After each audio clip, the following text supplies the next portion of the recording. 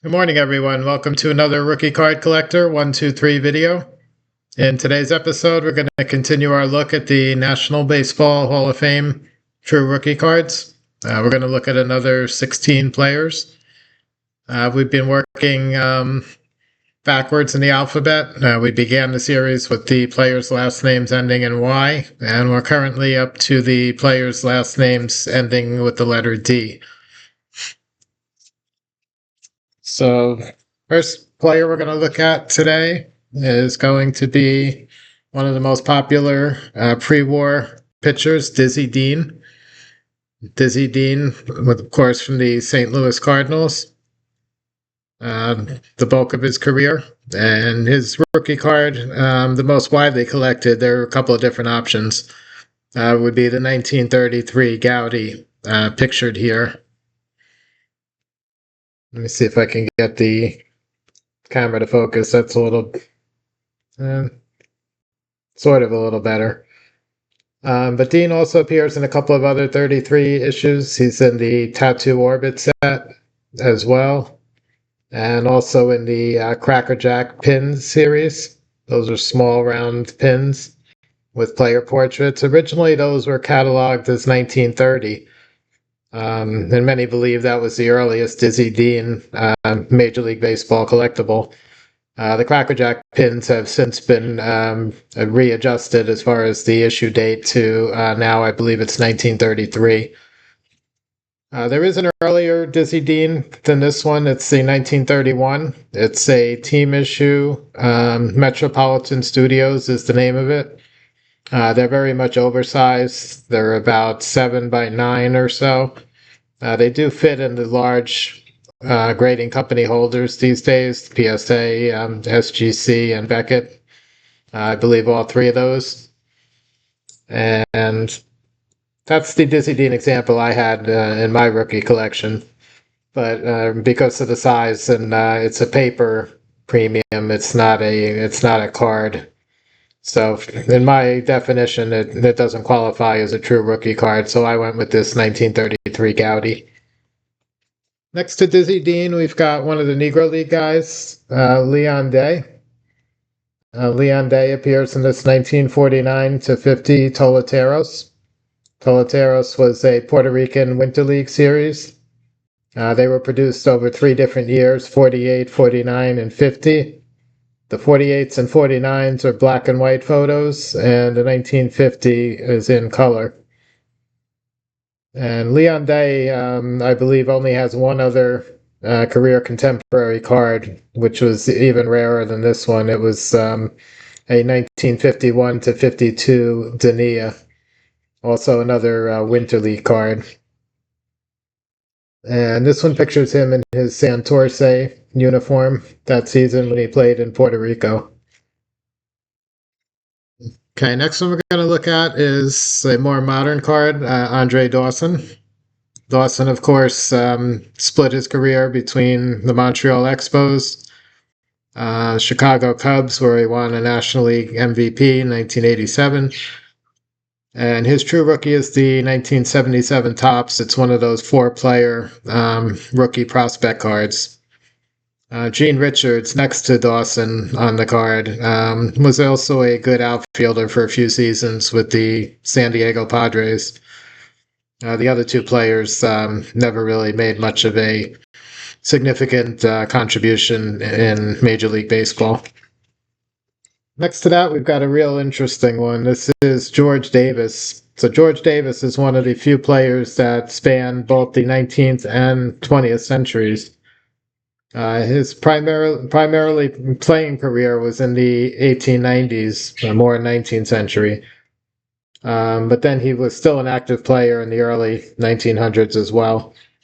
And his true rookie card is this 1894. It's a cabinet card, so it's a color photograph image, and it's mounted on a thick cardboard backing, and it's called the 1894 Honest Duke Cabinets. It was a very small set put out by the Honest Duke Photography Studio. There's only 4 baseball players in the set. And George Davis is the true rookie card from the series. Ed Delahanty, another 19th century great, was also produced in this Honest Duke cabinet set. Okay, next one we're going to look at is another one of the Negro League guys. This is Ray Dandridge. Dandridge was an all-time great third baseman in the Negro Leagues during the 30s and 40s, and continued his career even up until the early 50s, where he spent some time in the U.S. Minor leagues. Unfortunately, never got to play in the major leagues. By the time integration happened, he was at the very tail end of his career. And although he made it to professional baseball in the U.S., did not play in the majors. So Dandridge rookie card is this 1945 to 46 Caramelo Deportivo. This was a Cuban Winter League issue, and picturing him in his Marianao uniform. These were black and white cards. The back of the card has the player name and bio information, along with advertising for the candy company from Cuba, Caramelo Deportivo. And everything is in Spanish on the back of those cards. Next to Dandridge, we've got Kiki or Kai Kyler. He was an excellent outfielder, I believe mostly center fielder. Played for several different teams. Came up with the Pittsburgh Pirates in the mid-20s.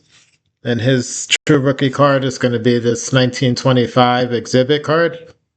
So the exhibits were the cards that came out of the penny arcade vending machines. You would put in a nickel or a penny and turn the dial similar to a gumball machine, and the card would come out of the slot at the bottom, and you did not know which card you were going to get. So Kyler also spent a good part of his career with the Chicago Cubs, many of his best seasons there as well.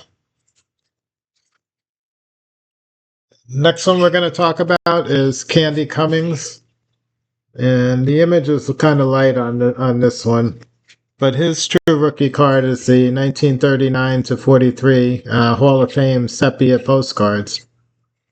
These are kind of like the modern Hall of Fame postcards that have the plaque in the center and then a yellow background. This is more of a light pinkish background, which you can't see too well on the screen here. But Cummings was supposedly the person who invented the curveball way back around 1870 or so. So he's in the Hall of Fame, not so much as for his playing career and his playing stats, but more for as a contributor. He's in the executive pioneer division of the Hall of Fame. And he actually has one card, career contemporary card from 1875 when he was active in the minor leagues. He played for a Hartford team. And there's a CDV, which is a Carta Vista. Basically, that's a albumin photograph that's mounted onto a smaller and thinner cardboard backing, but similar concept to a cabinet card.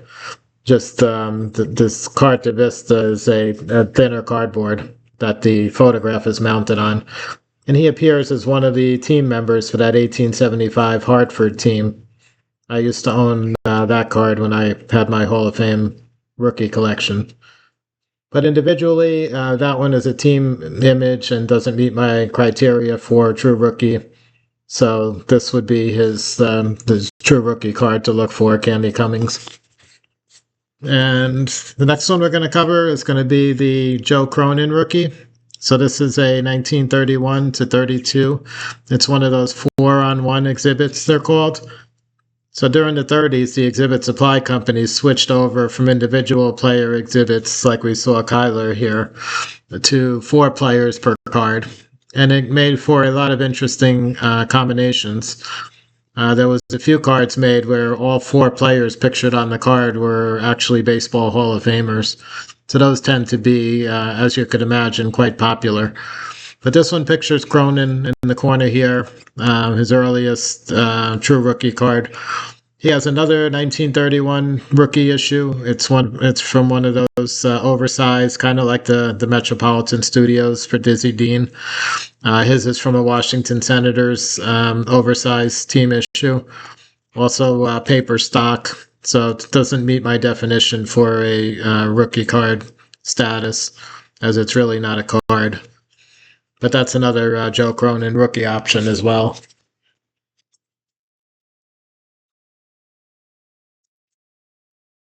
Oops. Okay, next one we're going to cover is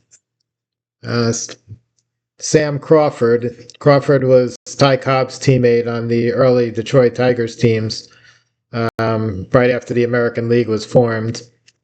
And he's pictured here actually in his rookie season with the Cincinnati, I believe they were called the Cincinnati Reds at this point.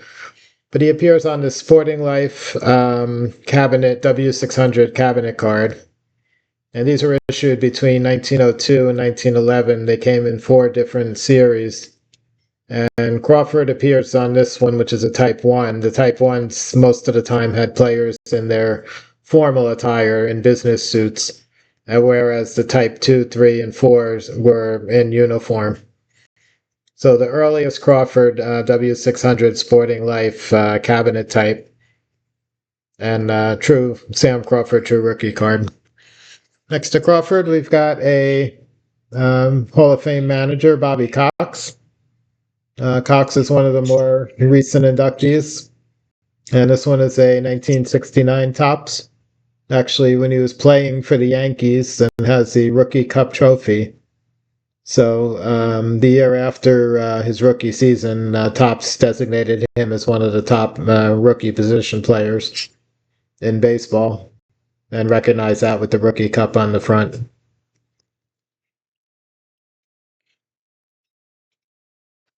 Next up, we're going to have Stan Kowaleski. Kowaleski's true rookie is going to be on one of those 1920s strip cards. This one is the 1920 W520 with the blue background. It's got Kowaleski's last name at the bottom. It's got the card number in the right-hand corner, and Kowaleski in a wind-up. One of the pretty nice strip cards. Some of them are really crude drawings, but this one looks pretty good to me. Next to Kowaleski, we've got another Negro Leaguer here. We've got Andy Cooper. Cooper was one of the windfall of Negro League players that were elected to the Hall of Fame in 2006.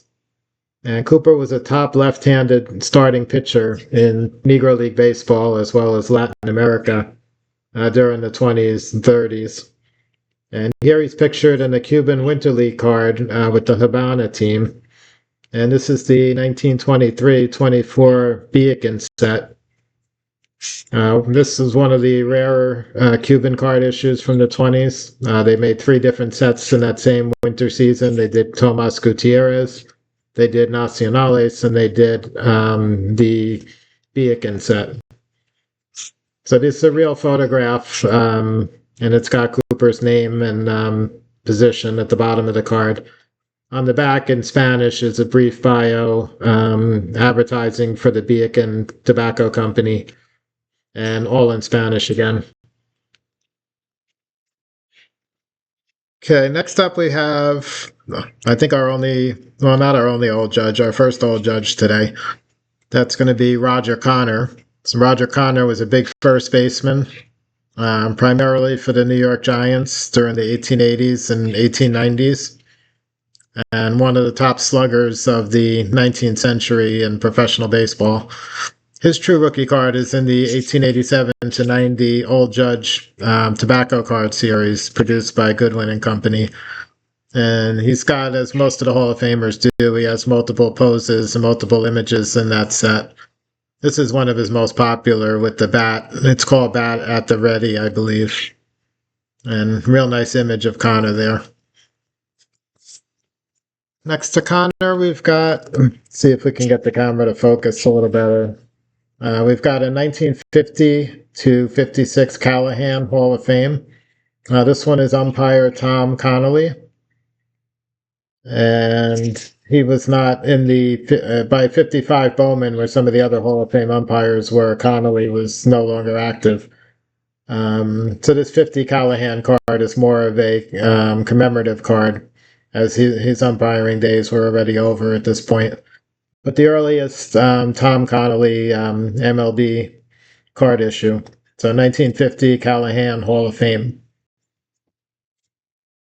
And as I just mentioned, here's one of the another umpire, but he is in the 55 Bowman umpire series.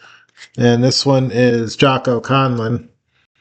And he's pictured here in the 55 Bowman set. These are the cards that were designed like color television sets, which were really becoming mainstream in America during the 1950s. So appropriately enough, Bowman chose to go with that design. And Conlon, widely regarded as one of the greatest MLB umpires of all time. And the last card we're going to look at next to Conlon is another old Judge card. This one, the image is kind of light. Let's see if we can get it a little darker. It's the 1887-90 Old Judge. This is Charles Comiskey. Comiskey would more famously be the owner of the Chicago White Sox for decades. But before that, he was a player in Major League Baseball for the St. Louis team. I believe they were the St. Louis Browns at that time. I'm not 100% sure.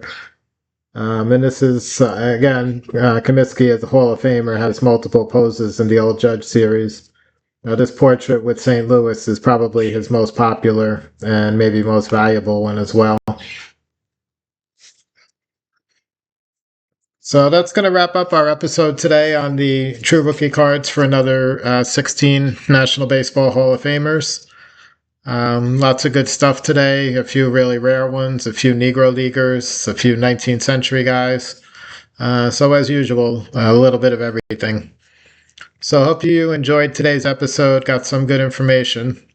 Have a great day, and I'll see you guys again on the next one.